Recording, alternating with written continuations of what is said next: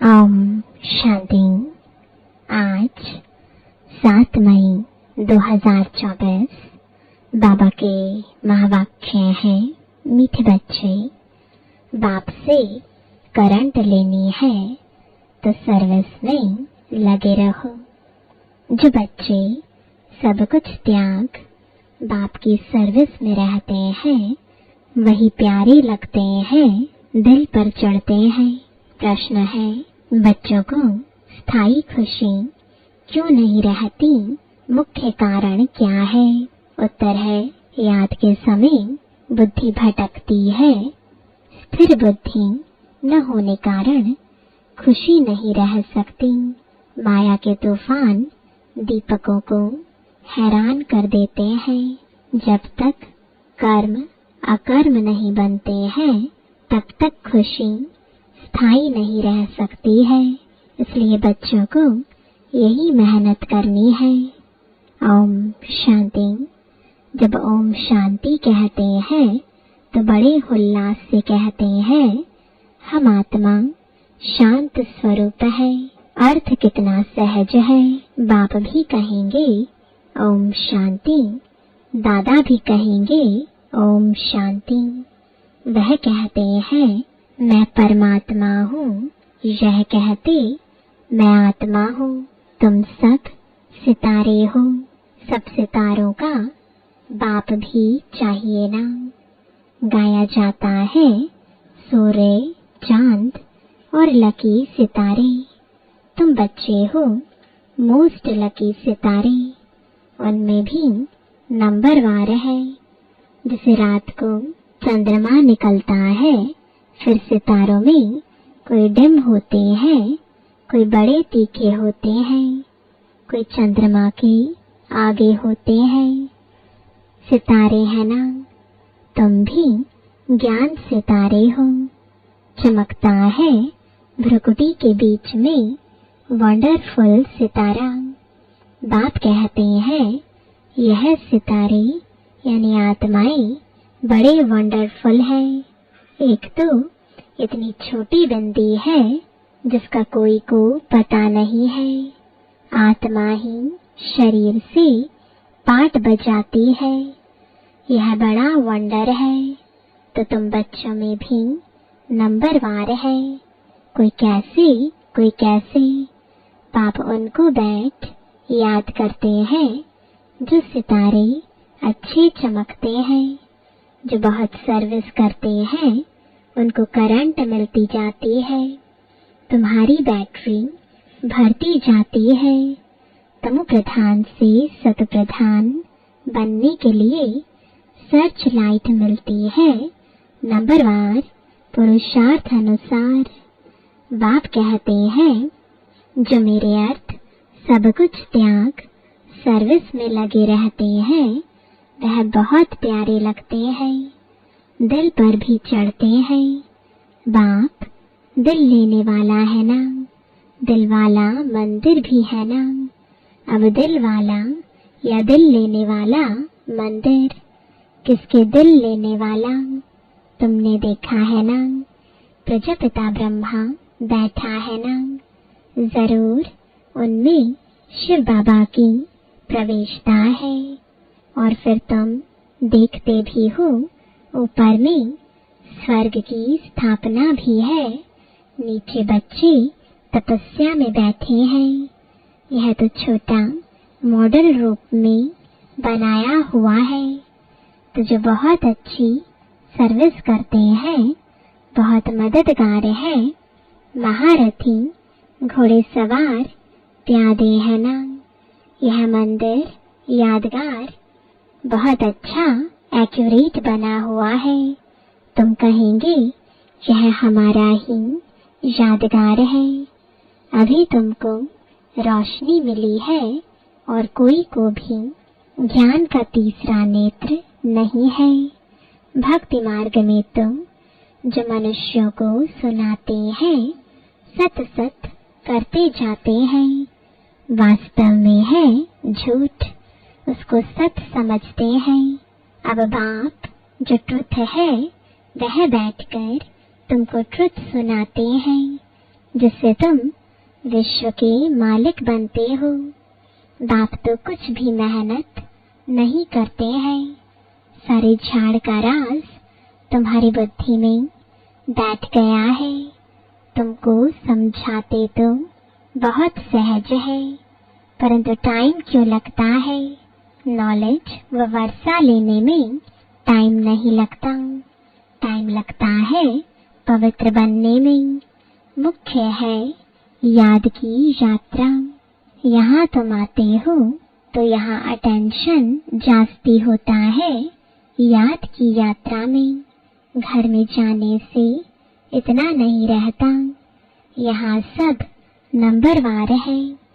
कोई तो यहाँ बैठे होंगे, बुद्धि में यही नशा होगा, हम बच्चे, वह बाप है, बेहद का बाप, और हम बच्चे बैठे हैं। तुम बच्चे जानते हो बाप इस शरीर में आया हुआ है, दिव्य दृष्टि दे रहे हैं, सर्विस कर रहे हैं। तो उस एक को ही याद करना चाहिए और कोई तरफ बुद्धि जानी नहीं चाहिए। संदेशी पूरी रिपोर्ट दे सकती है किसकी बुद्धि बाहर भटकती है, कौन क्या करते हैं, किसको झुटका आता है, सब बता सकती है। जो सितारे अच्छे सर्विसेबल हैं उन्हों को ही देखता रहता हूँ। बाप का लव है ना, स्थापना में मदद करते हैं। हूबहू कल्प पहले मिसल यह राजधानी स्थापन हो रही है, अनेक बार हुई है। यह तो ड्रामा का चक्र चलता रहता है, इसमें फिक्र की भी कोई बात नहीं रहती। बाबा के साथ है ना तो संग का रंग लगता है, फिक्र कम होती जाती है। यह तो ड्रामा बना हुआ है। बाप बच्चों के लिए स्वर्ग की राजधानी ले आए हैं। सिर्फ कहते हैं मीठे मीठे बच्चों, पतित से पावन बनने के लिए बाप को याद करो।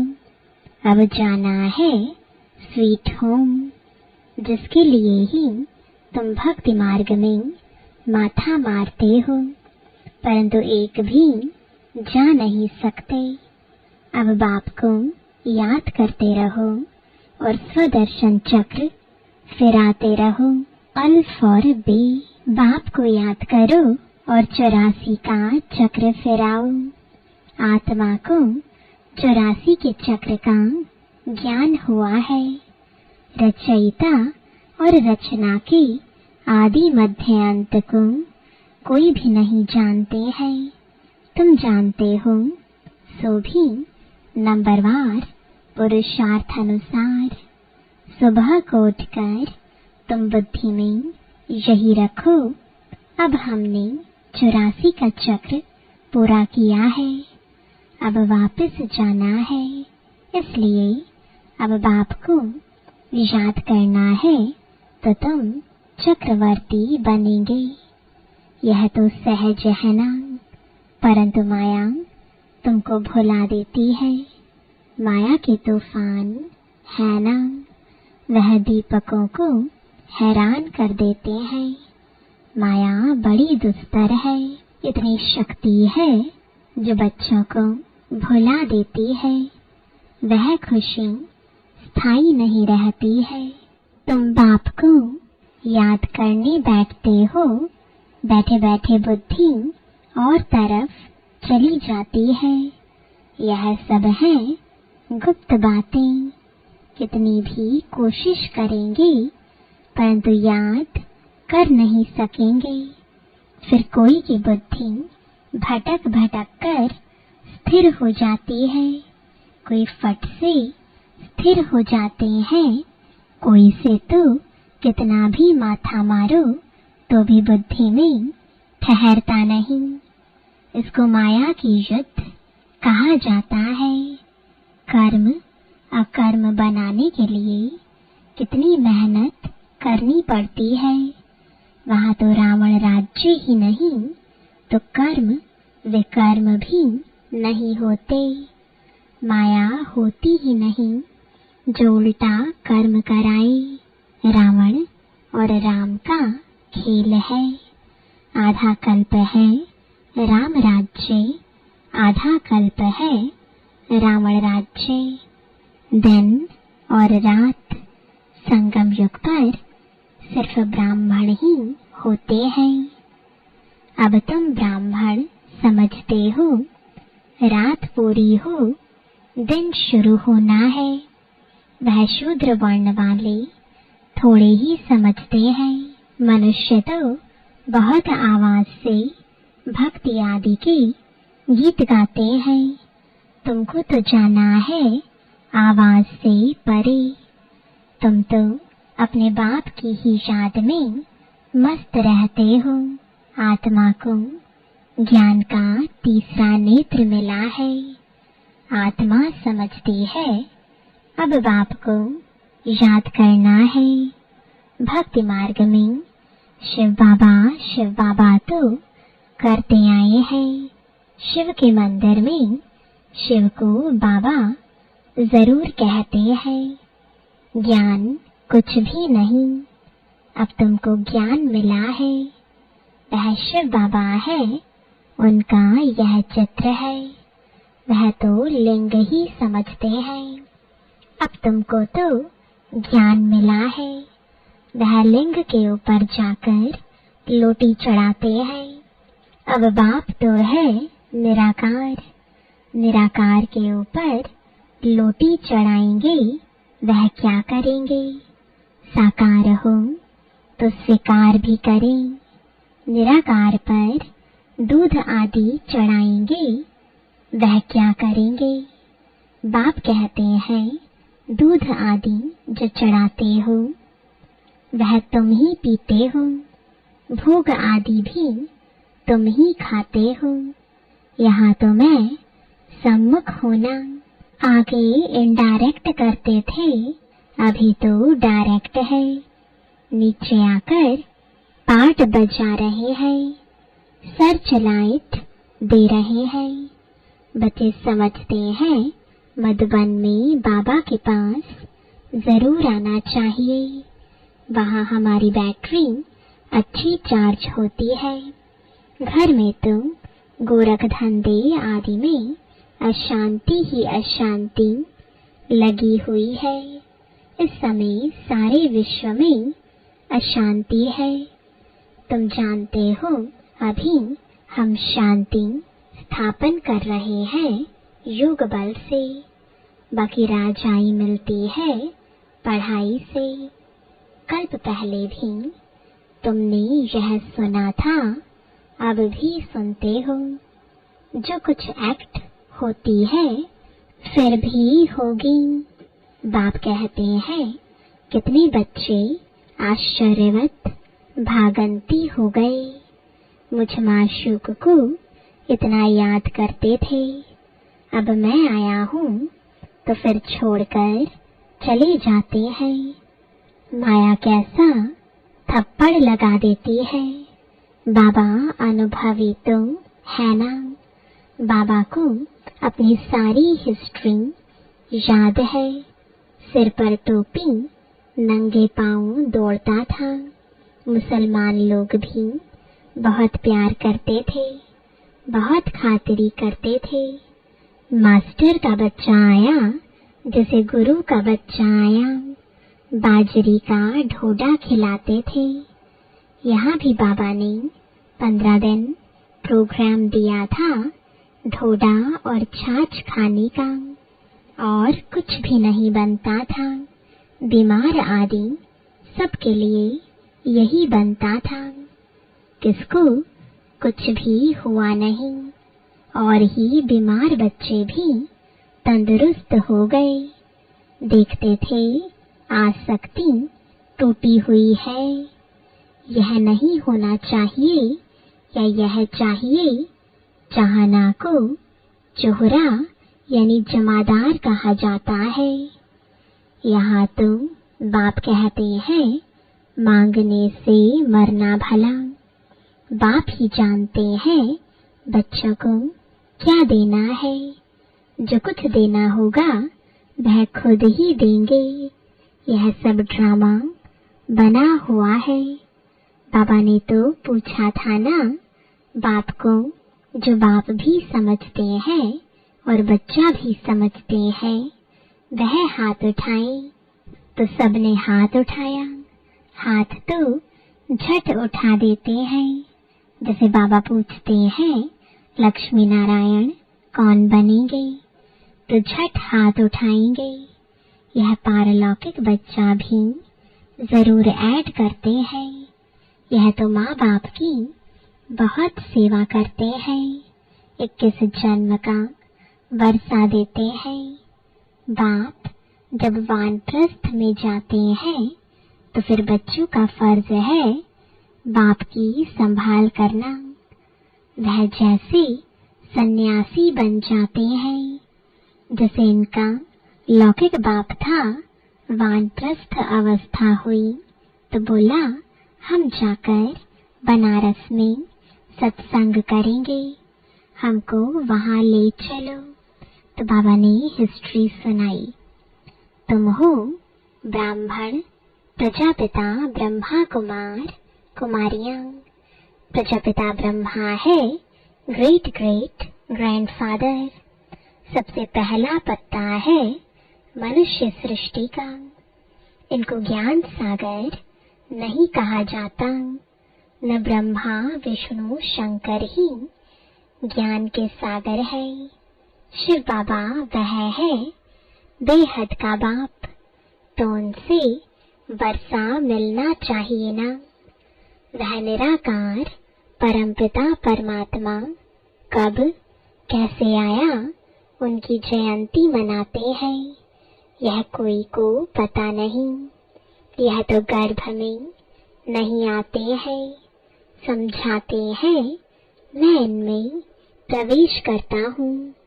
बहुत जन्मों के अंत में वानप्रस्थ अवस्था में मनुष्य जब संन्यास करते हैं तो उनकी वानप्रस्थ अवस्था कही जाती है। तो अब बाप तुमको कहते हैं बच्चे, तुमने पूरे 84 जन्म पूरे किए। यह है बहुत जन्मों के अंत का जन्म। हिसाब तुम जानते हो ना। तो मैं इनमें प्रवेश करता हूँ। कहाँ जाकर बैठता हूँ। इनकी आत्मा जहाँ बैठी है उनके बाजू में आकर बैठता हूँ।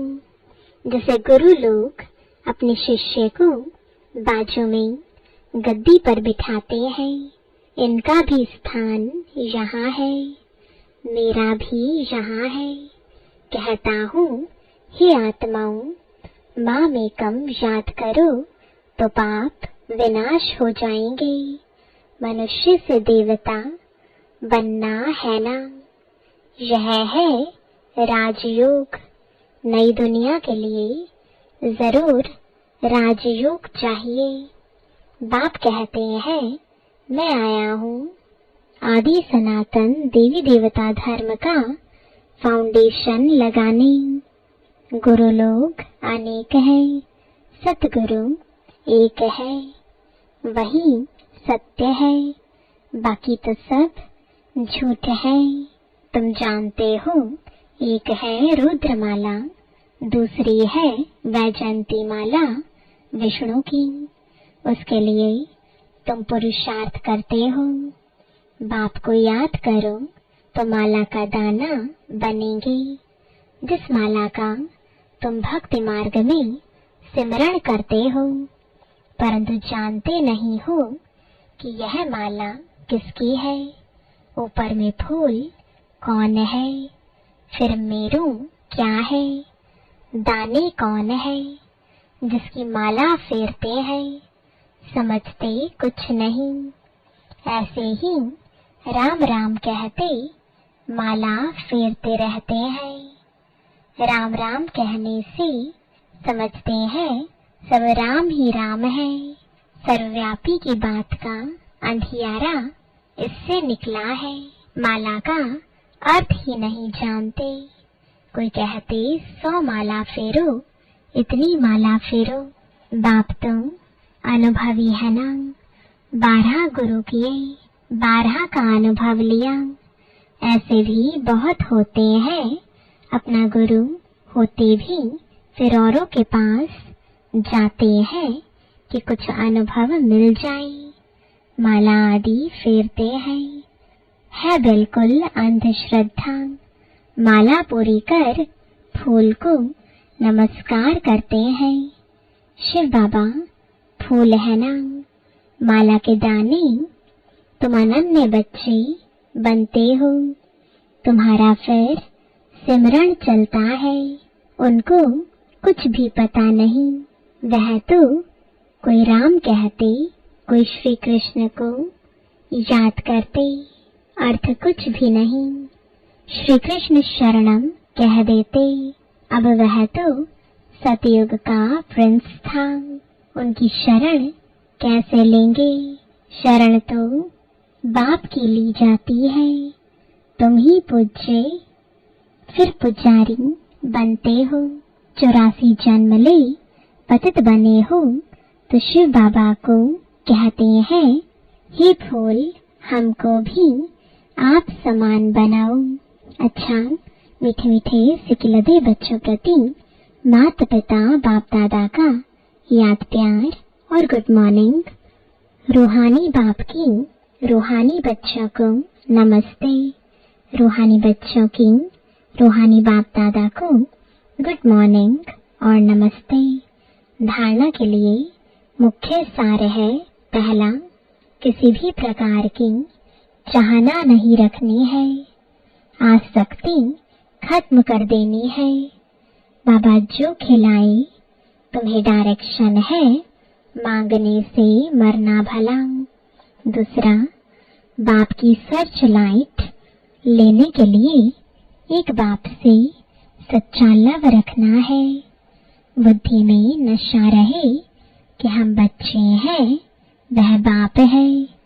उनकी सर्च लाइट से हमें तमो प्रधान से सतो प्रधान बनना है। वरदान है, रहम की भावना द्वारा निमित्त भाव से सेवा करने वाले सर्व लगाव मुक्त भव।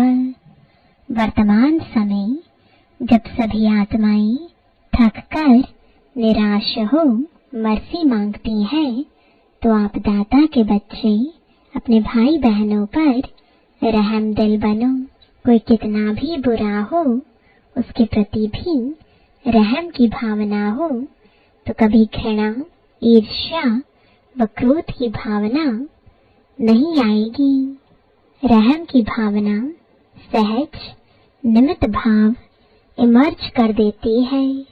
लगाव से रहम नहीं, लेकिन सच्चा रहम लगाव मुक्त बना देता है, क्योंकि उसमें देह भान नहीं होता। स्लोगन है, दूसरों को सहयोग देना ही स्वयं के खाते जमा करना है। ओम शांति।